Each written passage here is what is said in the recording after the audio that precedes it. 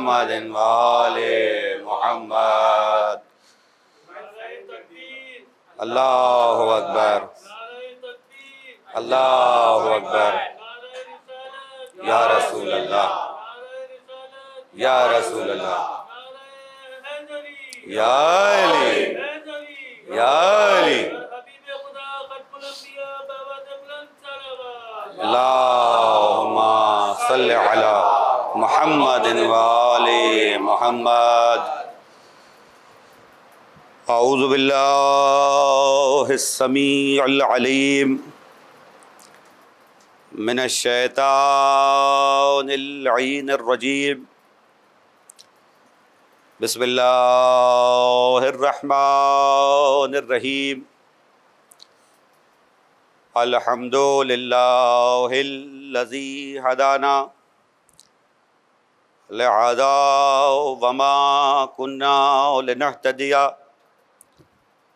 لولا ان ہدانا اللہ لقد جاءت رسل ربنا بالحق والصلاة والسلام وتحیۃ والاکرام علی سید اصل ما فی الوجود سر اللہ فی کل موجود نقطۃ الدائرۃ الوجود صاحب لواء الحمد والمقام المحمود مولانا و مولا الثقلین جد الحسن والحسین ابی القاسم محمد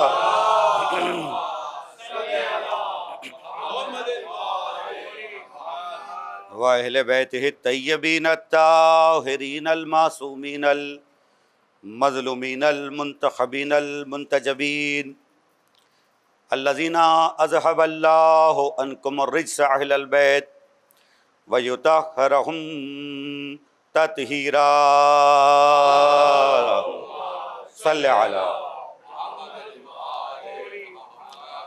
وَلَعْنَةُ الدَّائِمَةُ عَلَىٰ أَعْدَائِهِمْ وَمُنْكِرِ فَضَائِلِهِمْ وَمُنْكِرِ وِلَایَتِهِمْ وَغَاصِبِ حُقُوقِهِمْ أَجْمَعِينَ.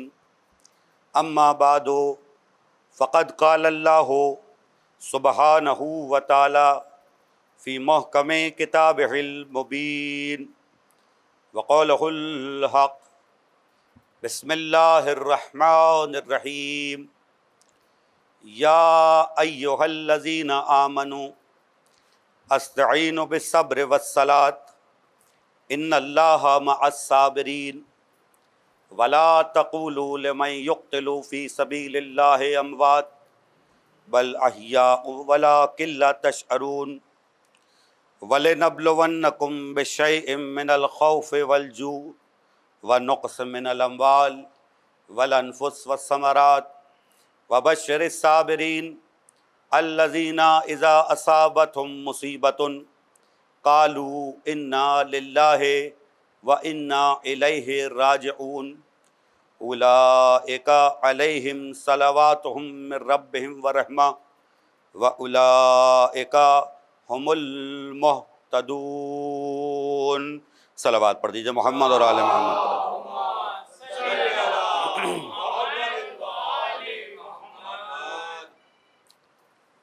مجلس شب عاشور برپا ہے.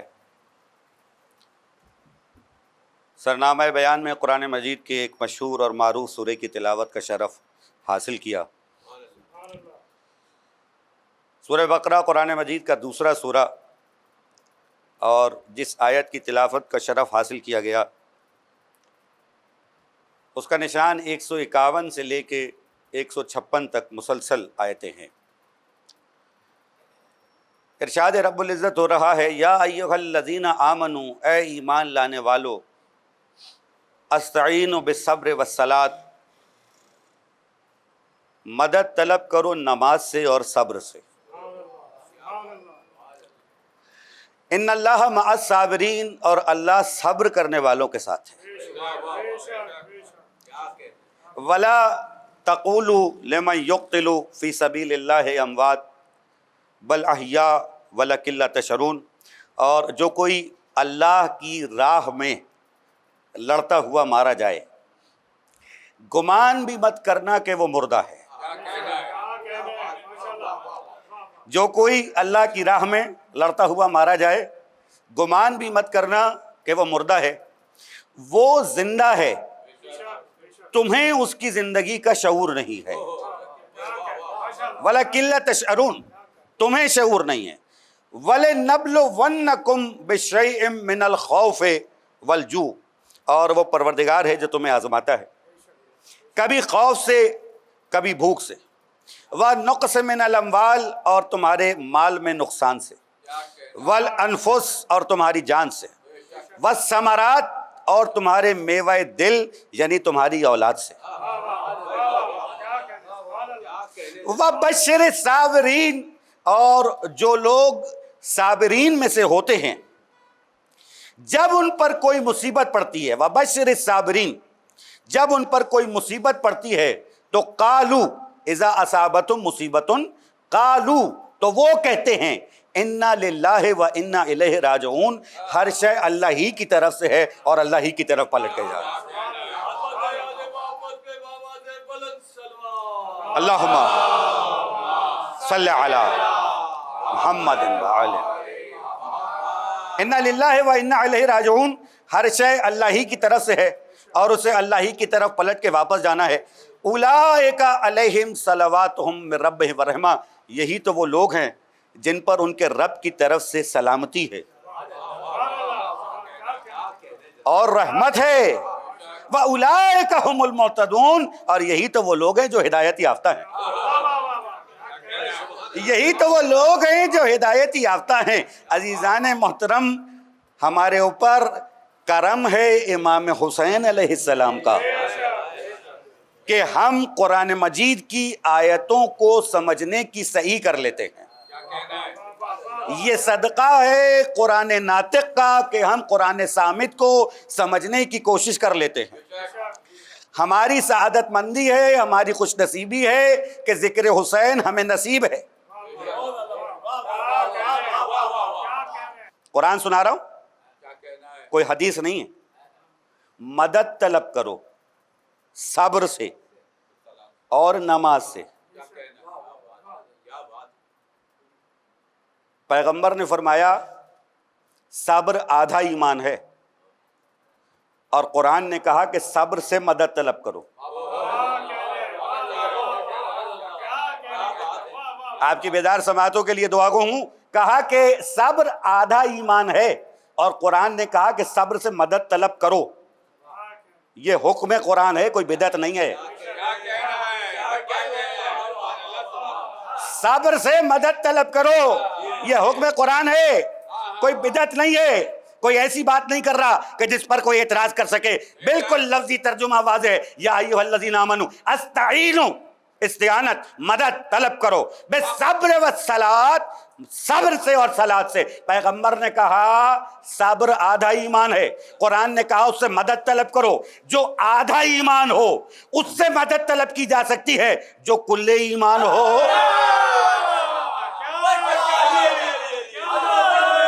اس سے مدد طلب نہیں کی جا سکتی.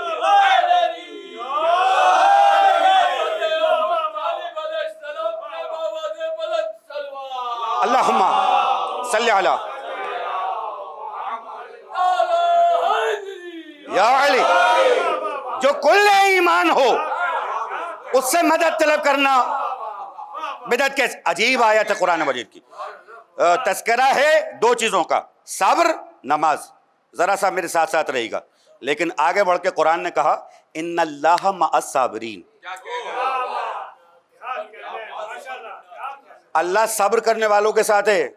میں دست ادب جوڑ کے ایک بات کہوں، مدد طلب کرنے کے لیے کہا نماز پڑھنے والے یعنی نماز سے اور صبر سے. آج شب عاشور کی مجلس ہے اور میں آیت آپ کے سامنے پڑھ رہا ہوں تو مجھے اس کی تشریح کرنی ہے. قرآن نے کیا کہا؟ ان اللہ مع الصابرین. کربلا میں نماز تو دونوں طرف ہو رہی ہے.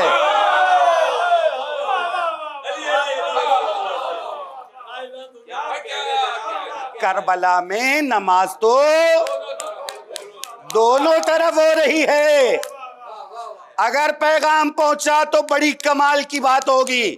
کربلا میں نماز تو دونوں طرف ہو رہی ہے، اسی لیے شاید اللہ نے یہ نہیں کہا اللہ نماز پڑھنے والوں کے ساتھ ہے، بلکہ یہ کہا اللہ صبر کرنے والوں کے ساتھ ہے۔ اب دیکھو، اگر امام حسین چاہتے تو کیا اپنے ساتھ تلواریں جمع نہیں کر سکتے تھے؟ لشکر جمع نہیں کر سکتے تھے؟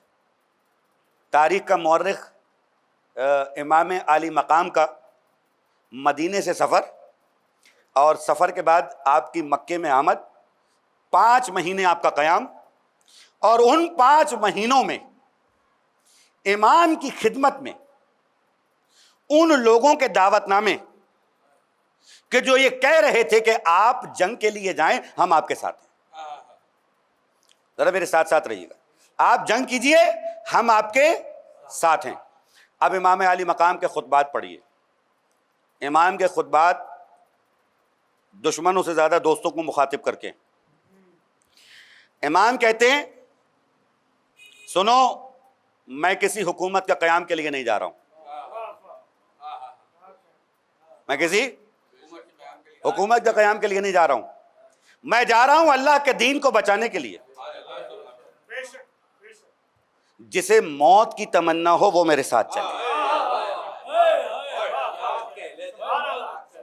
جسے موت کی تمنا ہو وہ میرے ساتھ چلے۔ ایک مقام پہ نہیں، 20 مقامات پر امام حسین کا یہ جملہ ہے، میں کسی حکومت کے لیے نہیں جا رہا۔ اگر کوئی اس لیے میرے ساتھ ہو رہا ہے کہ وہ یہ سوچ رہا ہے کہ فاتح خیبر کا لال ہے، صاحب ذوالفقار ہے، جب تلوار چلائے گا تو کس کی مجال ہے کہ اس کے مقابل آ سکے، جب یہ حکومت قائم کرے گا تو میں کہوں گا کہ میں آپ کے ساتھ تھا، مجھے حکومت میں حصہ چاہیے، مجھے دولت میں حصہ چاہیے۔ آپ نے پہلے واضح کر دیا جسے موت کی تمنا ہو، بہت توجہ رکھیے گا، جسے موت کی تمنا ہو، لیکن یہ موت کیا ہے بہت جلدی سے آپ کی خدمت میں عرض کرنا ہے، جسے موت کی تمنا ہو وہ میرے ساتھ چلے۔ امام بتاتے جا رہے ہیں اگر کوئی دولت کے لالچ میں آیا ہے تو چھوڑ دے، کوئی حکومت کی لالچ میں آیا ہے تو چھوڑ دے، کوئی کسی اور لالچ میں آیا ہے تو چھوڑ دے۔ میں جا رہا ہوں صرف اور صرف اپنے نانا کے دین کو بچانے کے لیے۔ ایک شعر آپ کے حوالے کروں اپنے والد مرحوم پروفیسر سردار نقوی صاحب کا۔ قیامت ہے، یہ جو 72 کا لشکر ہے نا، ایسا لشکر تاریخ انسانیت نے دوبارہ نہیں دیکھا۔ ایک شعر آپ کے حوالے، مجھے اپنے موضوع سے مسلسل ہونا ہے اور آیت کی جانب واپس جانا ہے۔ میرے والد مرحوم لکھتے ہیں کہ پڑھے بغور جب شہیدوں کے 72 نام، پڑھے بغور جب شہیدوں کے 72 نام، بدل بدل کر لکھا تھا وہی حسین حسین، بدل بدل کر لکھا تھا وہی حسین حسین، جسے موت کی تمنا ہو میرے ساتھ چلے۔ امام نے اپنے ساتھ کردار جمع کیے، ایسے کردار کہ جو پھولوں کی طرح ایک گلدستہ سج گیا، ایسے پھول کہ جس کی ہر پھول کی مہک سے تاریخ کی 14 صدیاں مہک رہی ہیں، ہر پھول کی خوشبو سے تاریخ کی 14 صدیاں مہک رہی ہیں، جسے موت کی تمنا ہو وہ میرے ساتھ چلے۔ امام کا جملہ پہنچ گیا، اب آئیے ذرا دوبارہ آیت تک چلتے۔ وَلَا تَقُولُوا لِمَن يُقْتَلُ فِي سَبِيلِ اللَّهِ أَمْوَاتٌ، جو کوئی اللہ کی راہ میں لڑتا ہوا مارا جائے، بل احیاء، وہ زندہ ہے، وَلَكِن لَا تَشْعُرُونَ، تمہیں اس کی زندگی کا شعور نہیں ہے۔ امام علی مقام جو یہ جملہ کہہ رہے ہیں کہ وہ چلے جسے موت کی تمنا ہو، یہ دیکھنا چاہتے ہیں کہ کسے کسے زندگی کا شعور ہے۔ یہ جملہ میں بہت بڑا کہہ گیا۔ امام کو چلتی پھرتی لاشیں نہیں چاہیے،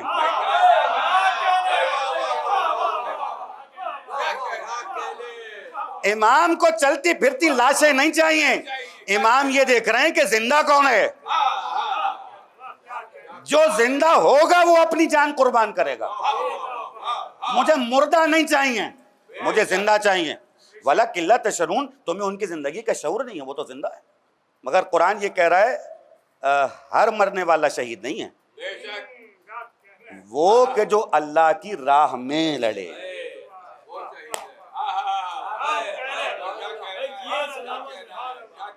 جو اللہ کی راہ میں لڑے وہ شہید ہے۔ بھائی کیسے طے کریں کہ اللہ کی راہ پہ کون لڑا؟ کیسے طے کریں؟ ہر کوئی یہ کہہ رہا ہے کہ میں اللہ کی راہ پہ ہوں، ہر کوئی یہ کہہ رہا ہے کہ میں اللہ کی راہ پہ ہوں۔ اب میں طے نہیں کر سکتا کہ اللہ کی راہ کیا ہے، تو پھر کون طے کرے؟ کہا بھائی وہی طے کرے کہ جس پر اللہ وہی بھیجتا ہے۔ تو چلو کہ رسول کے دروازے پر چلیں اور جا کے رسول کے دروازے پہ دستک دیں اور سرکار سے یہ پوچھیں کہ اللہ کی راہ کون سی ہے، کیونکہ اللہ خود تو نظر آتا نہیں۔ تو اب اللہ کی راہ کون سی ہے کہ جس پر چلنے والوں کو میں یہ کہوں کہ وہ اللہ کی راہ پر چل رہے ہیں؟ مجھے کوئی اور حدیث نہیں ملی۔ پیغمبر نے ارشاد فرمایا علی حق کے ساتھ اور حق علی کے ساتھ ہے۔ پالنے والے حق کا رخ ادھر موڑ دے جدھر علی کا رخ ہے۔ اس کا مطلب یہ ہے کہ جو علی کے راستے پر چل رہا ہے وہ حق کے راستے پہ چل رہا ہے، وہی اللہ کا راستہ۔ اللہم محمد وآلہ، اللہ اکبر، اللہ اکبر، یا رسول اللہ، یا رسول اللہ،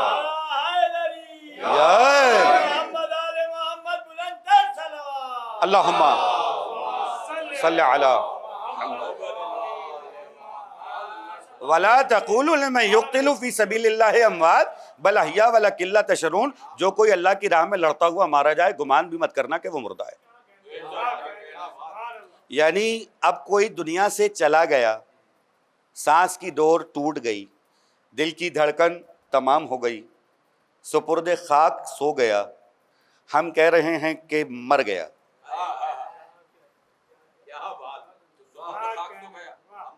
ہم کہہ رہے ہیں کہ مر گیا، لیکن اللہ یہ کہہ رہا ہے کہ وہ تو زندہ ہے۔ تمہیں اس کی زندگی کا شعور نہیں ہے، تمہیں شعور نہیں۔ اور جس دن تمہارا شعور جاگ گیا اس دن تمہیں پتہ چل جائے گا کہ اصل میں زندہ تو وہ ہے۔ سورہ انفال کی آیت ہے، 8واں سورہ ہے قرآن مجید کا، اور آیت کا نشان ہے 24۔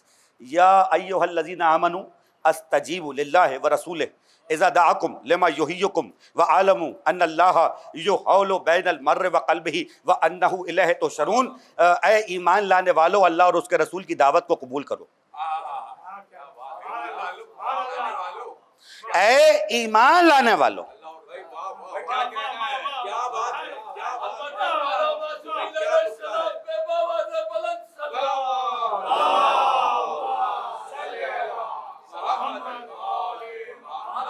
یا ایھا الذین آمنوا استعینوا بالصبر والصلاۃ، ایک آیت ہو گئی۔ اب یہ دوسری آیت اسی اس میں، یا ایھا الذین آمنوا استجیبوا للہ ورسولہ، اے ایمان لانے والو، اللہ اور اس کے رسول کی دعوت کو قبول کرو۔ کیوں قبول کرو؟ اذا دعاکم لما یحییکم، کہ یہ دعوت وہ ہے جو تمہیں زندہ کرنے والی ہے۔ اذا دعاکم لما یحییکم، یہ دعوت وہ ہے جو تمہیں زندہ کرنے والی ہے۔ وعلموا، اور جان رکھو، ان اللہ، بے شک کے پروردگار، یحول بین المرء وقلبہ، بے شک کے پروردگار تمہارے دل اور شعرک کے درمیان موجود ہے۔ بے شک کہ تمہارا پروردگار تمہاری دل اور شعرک کے درمیان موجود ہے۔ امام عالی مقام یہ تصور دینا چاہ رہے ہیں کہ کون ہے کہ جو شہادت کا تصور جان، جسے موت کی تمنا ہو وہ میرے ساتھ چلے، جو مجھے بطور امام پہچانتا ہو۔ اور اس کی اگلی آیت میں کہا گیا کہ دیکھو آزمائیں گے بھوک سے، خوف سے، تمہارے مال میں نقصان سے، تمہاری جان سے، تمہاری اولاد سے۔ آزمایا گیا بھوک سے بھی، پیاس سے بھی، اپنی جان سے بھی، اور تمہارے اولاد سے بھی، لیکن خدا کی قسم کمال ہے اصحاب امام حسین کا۔ میں اس منزل تک آ گیا جہاں تک مجھے آنا تھا۔ امام مکے سے چلے ہیں 8 ذی الحج کو، اور اس وقت امام کے کچھ چاہنے والے جو مخلص تھے، ایسا نہیں ہے کہ مخلص نہیں تھے، مخلص تھے، وہ امام کو یہ مشورہ دے رہے تھے کہ آپ نہ جائیے۔ یہاں تک آ گئے ہیں تو ذرا سا ایک قول میرے 5ویں امام کا بھی سنتے جائیے۔ کہا مردہ صرف وہ نہیں ہے جس کی سانس رک جائے، مردہ صرف وہ نہیں ہے کہ جس کی سانس کی ڈور ٹوٹ جائے، مردہ اصل میں وہ ہے جس میں سچ کو سچ کہنے کی جرات باقی نہ رہے، جس میں حق کو حق کہنے کی جرات باقی نہ رہے، جس میں صحیح کو صحیح کہنے کی جرات باقی نہ رہے۔ کربلا اصل میں انسان کو یہ جرات دیتی ہے، یہ طاقت دیتی ہے، یہ حوصلہ دیتی ہے کہ تم حق کو حق کہو، تم سچ کو سچ کہو، تم صحیح کو صحیح کہو، غلط کو غلط کہو، جھوٹ کو جھوٹ کہو۔ تو تمہارا سر کٹ بھی جائے گا تو تم زندہ رہو گے، اور جن کا سر بچ جائے گا وہ مر جائیں گے۔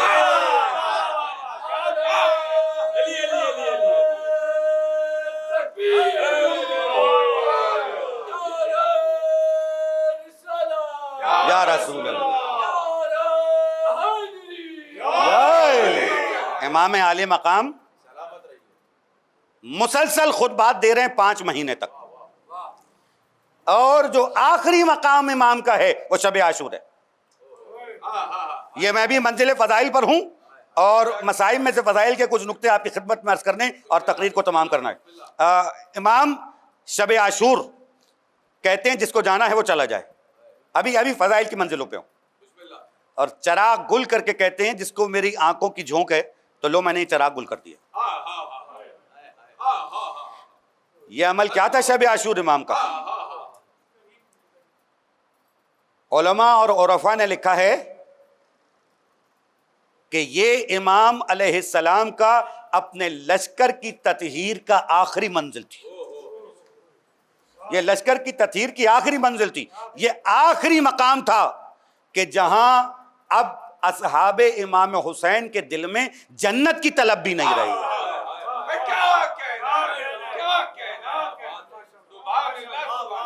جنت کی طلب بھی نہیں رہی ہے۔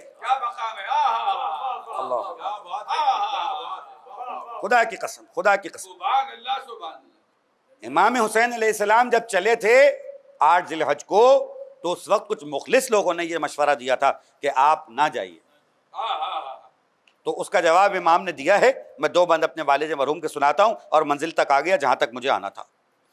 مشورہ دیتے تھے ہر چند عزیز و احباب، مشورہ دیتے تھے ہر چند عزیز و احباب، جانب کوفہ نہ جائیں کسی عنوان جناب، یہ فضائیں ہیں مخالف، یہ زمانہ ہے خراب، تھا مگر سبت پیمبر کا فقط ایک جواب، موت سے لاکھ ڈراتے ہوں ڈرانے والے، اپنے وعدے کو نبھاتے ہیں نبھانے والے، اپنے وعدے کو نبھاتے ہیں نبھانے والے، حکم حاکم ہے کہ ہو دین کی باطل توجیہ، اور ضد باطل ہے کہ وہ بن کے رہے حق کی شبیہ، گنگ سب مفتی و قاضی ہیں تو لبستہ فقیہ، اور چپ رہوں گا میں بھی تو پھر کون کرے گا تنبیہ، مصلحت کیش اگر حق کا ولی ہو جائے پھر تو جو چاہے حسین ابن علی ہو۔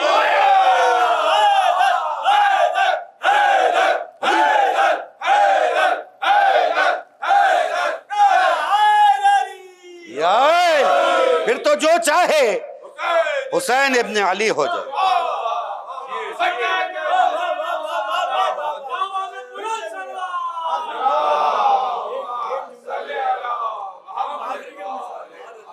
مصلحت کیش اگر حق کا ولی ہو جائے، مشورہ دیتے تھے ہر چند عزیز و احباب، جانب کوفہ نہ جائیں کسی عنوان جناب، یہ فضائیں ہیں مخالف، یہ زمانہ ہے خراب، تھا مگر سبت پیغمبر کا فقط ایک جواب، موت سے لاکھ ڈراتے ہوں ڈرانے والے، اپنے وعدے کو نبھاتے ہیں نبھانے والے، حکم حاکم ہے کہ ہو دین کی باطل توجیہ، اور ضد باطل ہے کہ وہ بن کے رہے حق کی شبیہ، گنگ سب مفتی و قاضی ہے تو لبست فقیہ، اور چپ رہوں میں بھی تو پھر کون کرے گا تنبیہ، مصلحت کیش اگر حق کا ولی ہو جائے، پھر تو جو چاہے حسین ابن علی،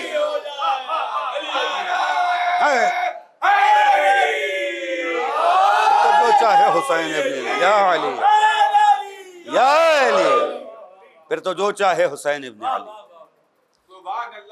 جسے جانا ہو وہ چلا جائے۔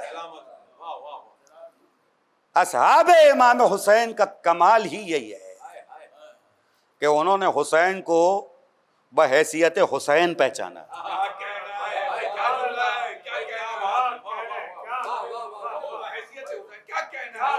میں حسین کی تعریف لفظ حسین کے علاوہ کسی اور لفظ سے کر ہی نہیں سکتا۔ میں حسین کی کیا تعریف کروں؟ حسین کی تعریف بس اسی لفظ سے ہے کہ حسین حسین ہے۔ کمال اصحاب امام یہ ہے کہ انہوں نے حسین کو یہ سمجھ کر نہیں پہچانا کہ یہ کوئی جنت کا دینے والا ہے، اس کے اور کچھ براتے، دیکھیے آگے بڑھیے، مقام کچھ بتا رہا ہوں، حسین کو بحیثیت حسین کے پہچانا۔ ہائے ہائے، میرے والد مرحوم پروفیسر سردار نقوی صاحب کا ایک شعر ہے کہ صدیاں گزر گئیں کہ اسی راہ گزر میں ہے، یہ دوسرا مصرع پہنچ جائے تو بڑا غضب کا مصرع ہے، صدیاں گزر گئیں کہ اسی راہ گزر میں ہے، انسانیت حسین کی جانب سفر میں ہے۔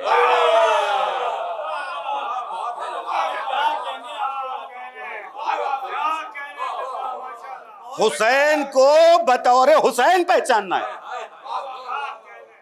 جس نے پہچان لیا وہ حر بن گیا۔ مسئلہ تو سارا پہچان کا ہی تھا، کس نے پہچانا؟ حر نے پہچان لیا، زہیر ابن قین نے پہچان لیا، حبیب ابن مظاہر نے پہچان لیا، مسلم نے پہچان لیا، سارے یہ وہ 72 چنیدہ ہیں کہ جنہوں نے حسین کو حسین کے طور پر پہچانا ہے۔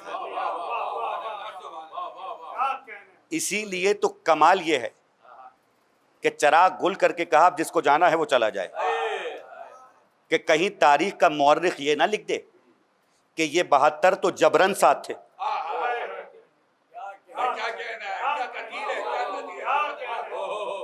امام نے اپنی امامت کا جو حق تھا وہ بھی اٹھا لیا۔ شب عاشور امام کا یہ کہنا میرا حکم نہیں ہے، مشورہ ہے، اگر امام حکم دے دیتے تو رکنا حرام ہو جاتا۔ امام نے وہ جو امامت کا حق تھا وہ بھی اٹھا لیا، اب کا جانا ہے تو چلے جاؤ، رکنا ہے تو رکو۔ کیوں؟ اس لیے کہ کہیں تاریخ کا مورخ یہ نہ لکھ دے کہ یہ جو 72 تھے وہ جبرن ساتھ تھے۔ امام نے یہ ایک اجازت دیکھ کر تاریخ کے مورخ کو مجبور کر دیا کہ ان 72 نے اپنے اختیار سے حسین کو اختیار کیا، اپنے اختیار سے حسین کو اختیار کیا۔ پہچان لیا نا حسین کو، جس نے پہچان لیا وہ حر بن گیا۔ ہم تمہیں آزمائیں گے بھوک سے، خوف سے، تمہارے مال میں نقصان سے، تمہاری جان سے، تمہاری اولاد سے۔ اگر حر ادھر رہتا، دولت بھی ہے، کھانا بھی ہے، پانی بھی ہے، جان بھی ہے، اولاد بھی ہے، لیکن اگر ادھر آ گیا تو اب بھوک بھی ہے، پیاس بھی ہے، مال میں نقصان بھی ہے، اپنی جان بھی دینی پڑے گی اور اپنی اولاد کی جان بھی دینی پڑے گی۔ مگر وہ بشر صابرین کہ جو صبر کرنے والے، یہی وہ لوگ، یہی وہ لوگ۔ عزیزان محترم، ذو حسم کا وہ مقام تھا کہ جہاں حر کا لشکر ملا تھا امام حسین سے، اور اس کیفیت میں ملا تھا کہ پیاس سے ان کی زبانیں باہر آ چکی تھی، اور کچھ دیر جو ان کو پانی نہ ملتا تو ان کا زندہ رہنا ممکن نہیں تھا۔ آئے اس لیے تھے کہ حسین کو کسی صورت سے گھیر کر حاکم کے پاس لے کے جائیں۔ امام کا سفر کوفے کی جانب تھا، اس کے درمیان میں یہ ایک مقام ہے ذو حسم کا۔ جب ایک پیاسے لشکر کو دیکھا تو اس سے قبل کہ کوئی بات کرتے، کریم ابن کریم، سخی ابن سخی،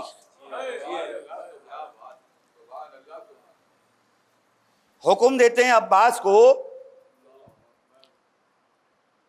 بقول امیر انیس کہ کرم ساقی کوثر تو دکھا دو بھائی، کرم ساقی کوثر تو دکھا دو بھائی، جتنا پانی ہے وہ پیاسوں کو پلا دو، جتنا پانی ہے وہ پیاسوں کو پلا دو۔ کیا حسین یہ جانتے نہیں یہ لشکر کس کا لشکر ہے؟ جو اپنے قاتل کو پانی پلائے اسے حسین کہتے ہیں۔ یہ اس علی کا بیٹا ہے جس کا قاتل سامنے کھڑا تھا۔ ایک بار بیٹی نے جب پانی بھجوایا تو بستر علالت پہ علی نے کہا تھا تم دیکھتے نہیں یہ کیسا کانپ رہا ہے، یہ بھی تو پیاسا ہو، یہ پانی کا کوزہ اسے دے دو۔ جو اپنے قاتل کو پانی پلائے وہ گھرانہ فاطمہ زہرا کا گھرانہ، وہ گھرانہ علی کا گھرانہ، وہ گھرانہ نبی کا گھرانہ۔ جتنا پانی ہے وہ پیاسوں کو پلا دو بھائی۔ ایک عجیب روایت سن لیجئے آپ۔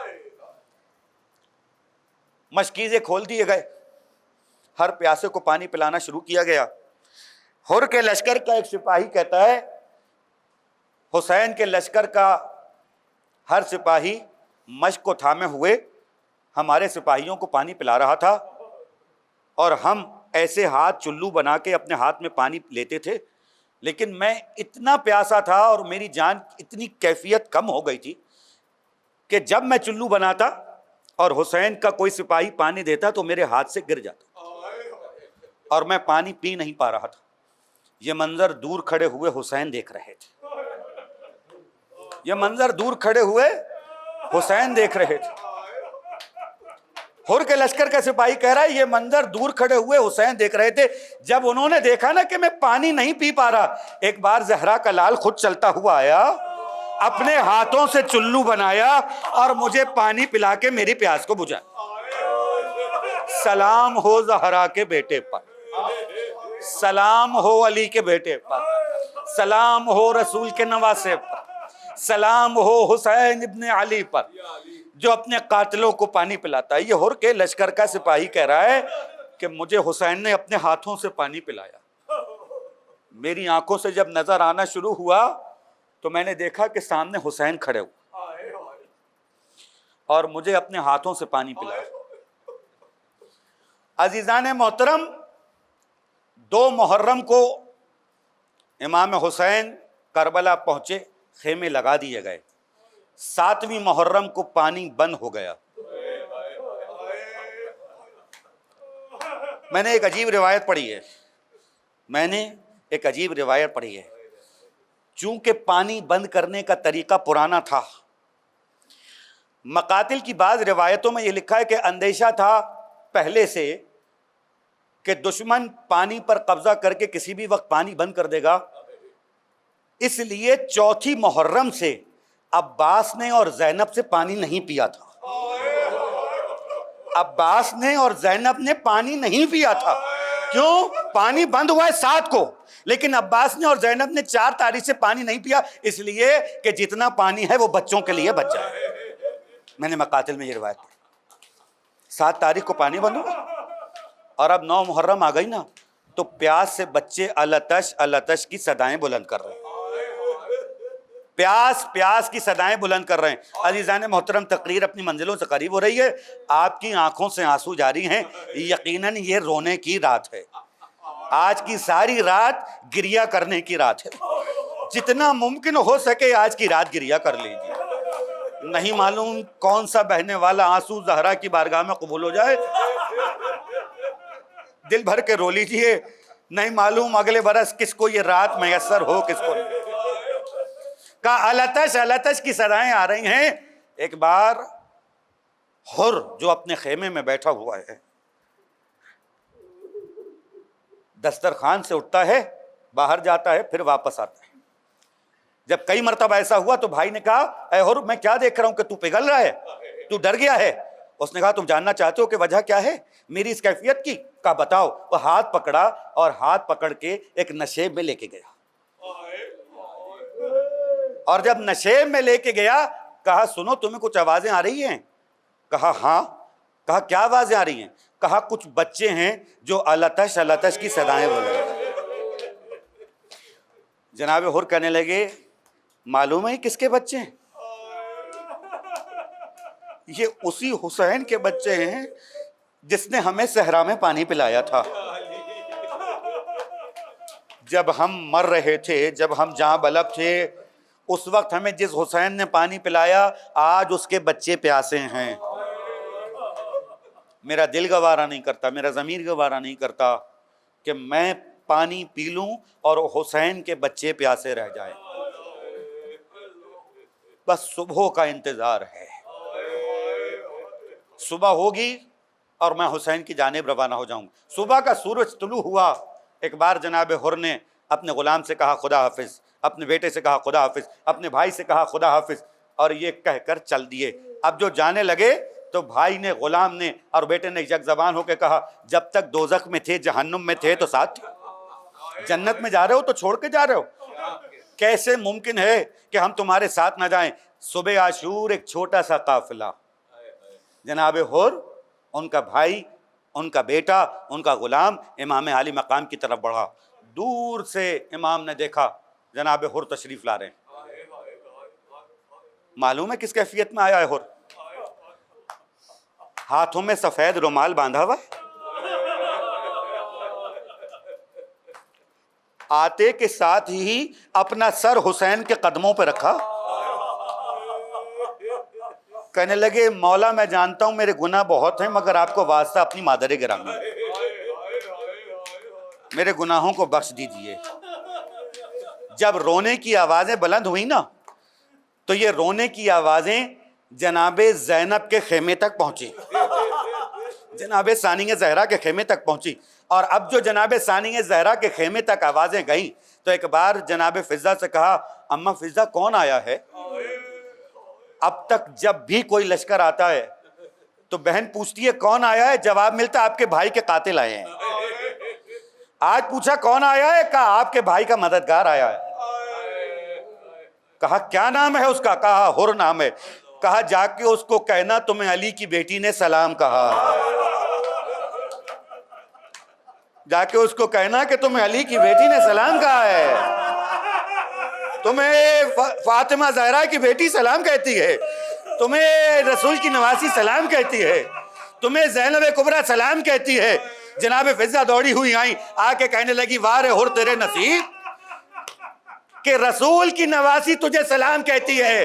اتنا سننا تھا کہ حر نے اپنے چہرے کو پیٹنا شروع کیا اور کہنے لگے نبی زادیوں پہ یہ وقت آ گیا کہ غلاموں کو سلام کہیں۔ مولا اب جینے کی تمنا نہیں ہے، مولا اب جینے کی تمنا نہیں ہے، مجھے اذن جہاد دیجیے۔ سرکار نے اذن جہاد دیا۔ عزادارو، ایک بار جوان بیٹے نے باپ کی طرف دیکھا، باپ نے بیٹے کی طرف دیکھا، ایک ہچکی بلند ہوئی، آنکھیں بند ہو گئیں۔ حر نے کہا انا للہ و انا الیہ راجعون۔ آگے بڑھ کے اپنے بیٹے کا لاشا اٹھانا چاہا تو ہاتھ کے اشارے سے حسین نے روک دیا اور روک کے کہا حر، کوئی بوڑھا باپ جوان بیٹے کا لاشا نہیں اٹھاتا، تیرے بیٹے کا لاشا میں اٹھاؤں گا۔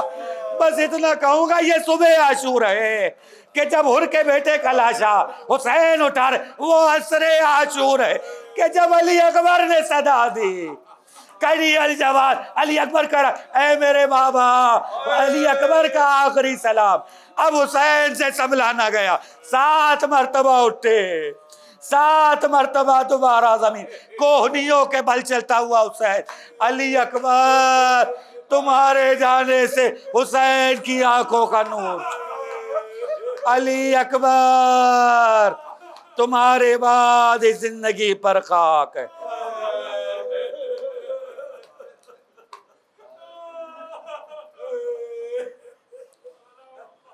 انا للہ و انا الیہ راجعون، رضا بقضائہ و تسلیما لعمرہ والسیالم الذین ظلموا ایام قلبی ینقلبون۔ پروردگار ہماری اس عبادت کو قبول فرما، ان آنسوؤں کے طفیل پالنے والے ہمیں بامعرفت عزاداری کرنے کی توفیق عنایت فرما۔ تجھے واسطہ محمد اور آل محمد کا، عزاداری کی اور عزاداروں کی حفاظت فرما، علماء حق کی حفاظت فرما۔ تجھے واسطہ محمد اور آل محمد کا، منتقم کربلا امام زمانہ کے ظہور میں تعجیل فرما۔ برائے تعجیل ظہور امام زمان علیہ السلام بلند ترین صلوات اللہ۔